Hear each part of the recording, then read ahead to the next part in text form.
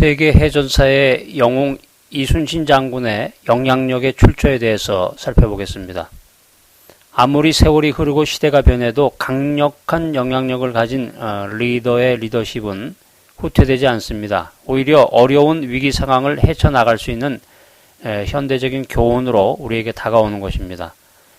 23전 23승에 빛나는 그 이순신 장군의 리더십이 그러한 모델이 되겠는데, 400여 년 전에 전쟁 과정에서 발휘되었던 이순신의 리더십은 현재 우리 상황에 적용되어서 충분히 빛을 발할 수 있습니다. 가치 없는 것을 가지고 가치 있게 만들고 위기를 통해서 기회를 만드는 이순신의 리더십과 그의 영향력의 출처는 과연 무엇인지 알아보도록 하겠습니다. 자, 첫 번째는 다양성을 확보하라는 것입니다. 우리가 2002년도 월드컵 때 히딩크 감독이 유행시킨 게 있는데, 그것 중에 하나가 이제 멀티플레이형 인재라고 하는 용어입니다. 해전 전문가였지만 육전에도 베테랑이었고, 이순신 장군은 거북선을 만들고 신무기 개발에도 탁월한 능력을 발휘할 정도로 과학기술 분야의 전문가였습니다.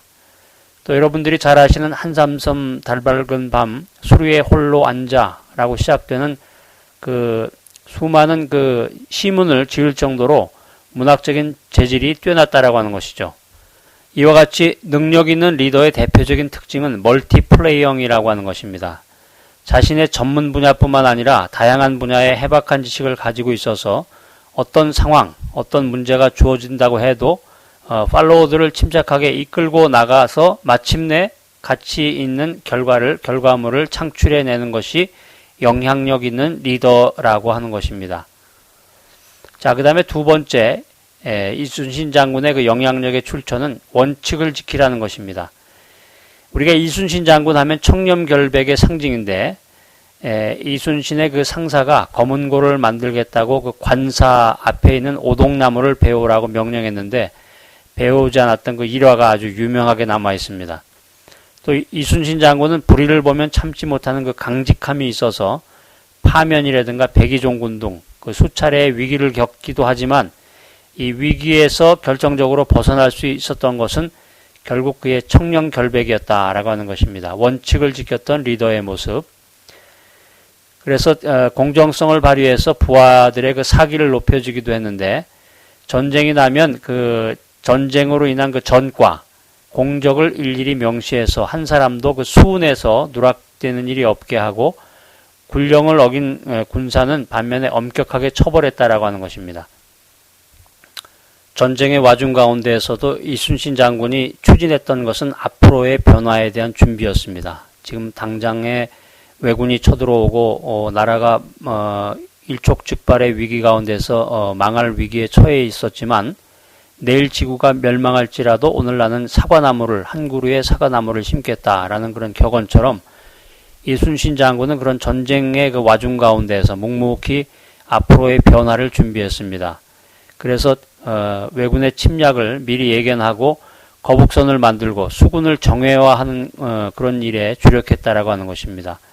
그 미래를 내다보는 그 선견지명과 변화에 맞서서 대응하는 대책을 마련하고 준비했다라고 하는 것입니다.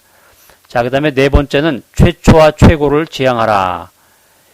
세계 최초의 철갑선인 거북선을 발명한 이순신 장군은 누구도 상상하지 못했던 그 거북선을 만들어내는 혁신을 단행한 것입니다. 또 왜군의 조총을 연구해서 새로운 무기를 개발했습니다. 또 아이들이 갖고 놀았던 그 방패연이라는 것을 가지고 그 통신수단으로 이제 활용하는 그런 창의력을 발휘하기도 했는데, 그 밖에도 백성을 자신의 부모, 형제, 자식처럼 아꼈던 그 따뜻한 인간미라든가 어떤 상황에서든지 굴복하지 않는 자신감과 전략적인 전문가적인 정신, 그리고 무엇보다도 싸움터에서 최후를 맞겠다고 하는 그 군인 정신 등이 우리가 이순신 장군으로부터 배워야 할 그 리더십의 덕목인 것입니다. 자, 그 다음에 부하의 두려움을 없애라. 리더가 그 리더십을 발휘하는 데 있어서 그 팔로들이 갖고 있는 그 염려와 두려움을 이제 없애야 되겠는데요. 1592년 5월 4일 그 판옥선 24척 또 여러 가지 배들을 합쳐서 85척을 이끌고 외적과 이제 전쟁을 하게 되는데 그 조선 수군들의 그 두려움이 아주 극에 달했다라는 것이죠. 그 병사들이 첫 출전을 통해서 두려움 속에서 염려와 두려움 속에서 떨고 있었는데 이순신 장군이 이런 말을 했다고 그래요. 가벼이 움직이지 말고 정중하기를 태산과 같이 하라. 이렇게 명령을 함으로써 부하들이 그 두려움을 없애버리고 또 이순신 장군과 함께 그 출전했던 부하들은 모두 승리를 맛보고 돌아오게 되었고 또 특별히 이순신 장군은 그 전쟁의 최전선에서 그 부하들을 이끌었다라고 하는 것이죠.